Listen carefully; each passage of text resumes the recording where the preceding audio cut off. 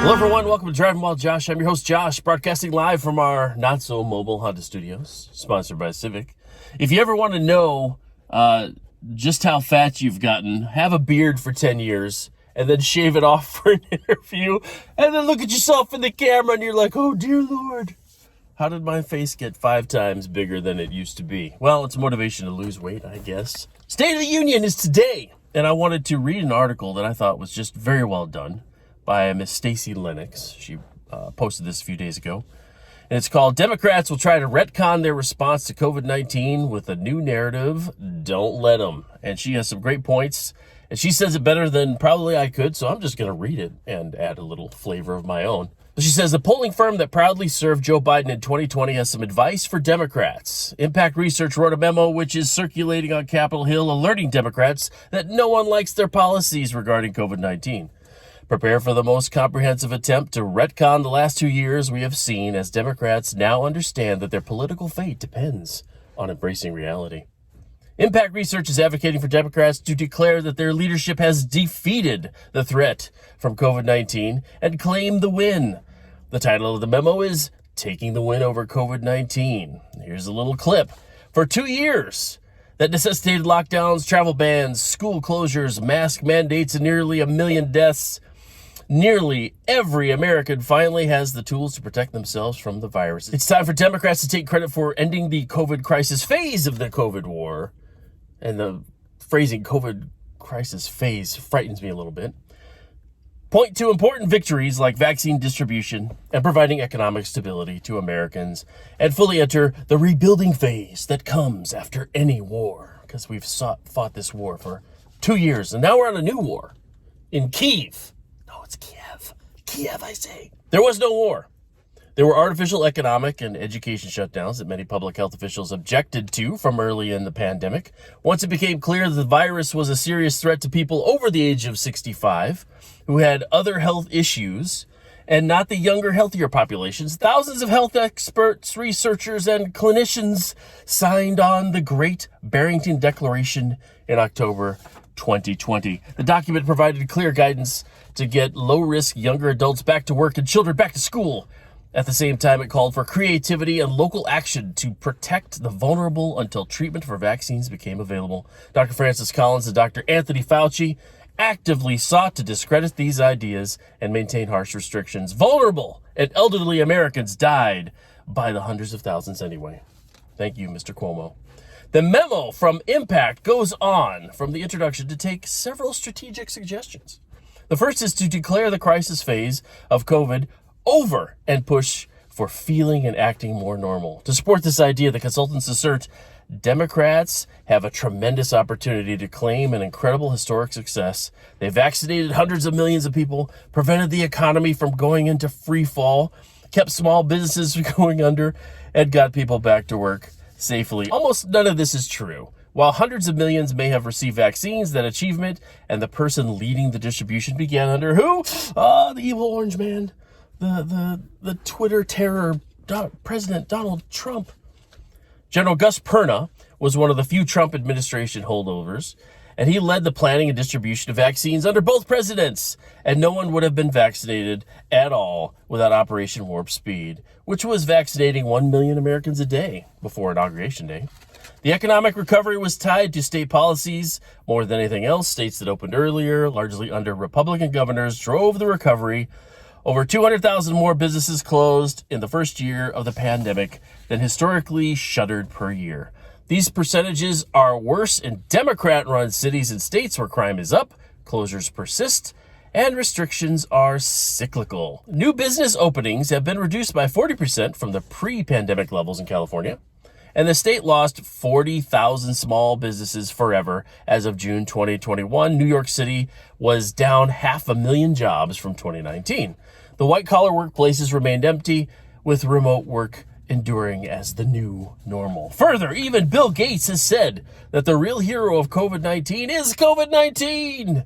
At a recent conference in Munich, Gates acknowledged that the arrival of the Omicron variant did a better job putting an end to the emergency phase of the pandemic than any of the geniuses at the World Health Organization, CDC, or NIH. Sadly, this is Bill, the virus itself particularly the variant called Omicron, is a type of vaccine. It creates both B cell and T cell immunity. And it's done a better job of getting out to the world population than we have with vaccines, Gates says. It's only sad for Bill Gates and others who thought the income stream from vaccines and boosters would just continue to further enrich them. Omicron is a better vaccine. It provides long-term immune system reactions to more than just the spike protein, making it more difficult for future variants to evade all protection. Natural infection also provides mucosal immunity, which a vaccine cannot create. Omicron's high transmission rate and reduced virulence have done more to protect vulnerable populations from hospitalization and death from COVID-19 going forward than Pfizer, Moderna, and Johnson & Johnson combined. The other strategic suggestions from impact research are hysterical. The population in a few deep blue areas may buy the narrative they are shopping, but is a joke to large populations of the country. The consultant suggests that Democrats abandon zero COVID as a condition of victory. This is an excellent suggestion since more than 2/3 of Americans already have. Impact research also notes that the people are more concerned with learning loss in children and the long-term harms of lockdowns. We should welcome them to the club since many of us warned of this toll beginning in the summer of 2020. Perhaps the most honest part of this memo is the final paragraph. It is also the most infuriating. The summary makes clear what most of us have known for 2 years.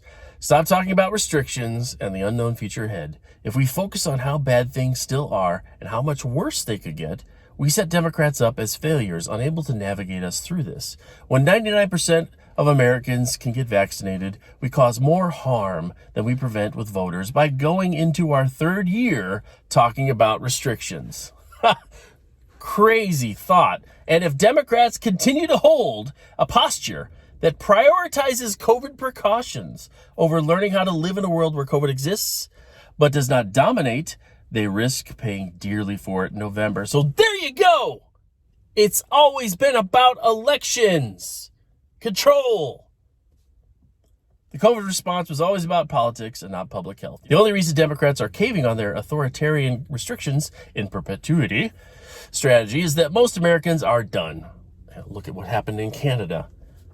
They understand continuing to use the pandemic as a pretext will cost them at the ballot box, even in blue strongholds. The Virginia gubernatorial loss taught them they couldn't ignore the will of the voters forever. If you lost a loved one or a business, or your child is struggling with school or emotional health, you should be furious. Democrat politicians and bureaucrats sacrifice their well-being on the altar of politics. The leaders who manage those responses must be held accountable. They can't retcon the past using advice from a memo. The Democrats must not be allowed to claim victory over the pandemic when the evolution of the virus was what ended the emergency. Genius. Stacey, you are dead on. Beautiful article. I'm going to link this article in the description below. But I want you to watch. Former Vice President Biden is going to try and sell this as a Democratic victory. But I'm just curious where the science is in all this, because he's going to claim, I just checked, there were 32,918 new cases yesterday and 710 new deaths, which is like the highest. We're reaching high levels here. But now it's time to get back to normal.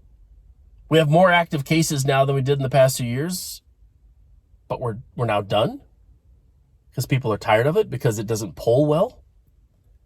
So is that science or is that politics? Look at Canada. Trucker said that's it. Justin, we've had enough. What did Justin do? He basically made the protesters criminals, freeze their bank accounts, froze the money going to them. You have officials on video saying that they're going to steal the trucks from the truckers and sell them to offset costs for getting rid of the truckers. Now, by the time they said this, the blocked bridge was unblocked. They stopped the honking because a judge asked them to stop. But yet they had these draconic responses.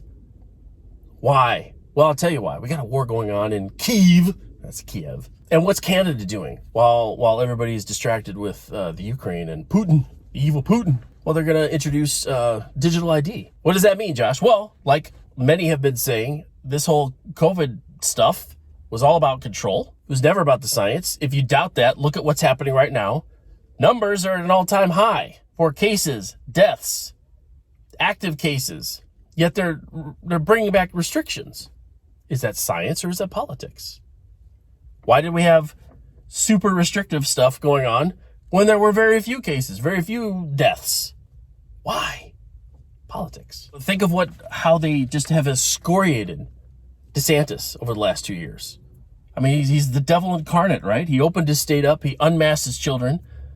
He dared to get therapeutics to the elderly. Meanwhile, they're praising Cuomo, and Cuomo's killing the elderly and harassing women at the same time. Florida led the recovery, despite the spin that the MSN has put out. I just want y'all to, again, think.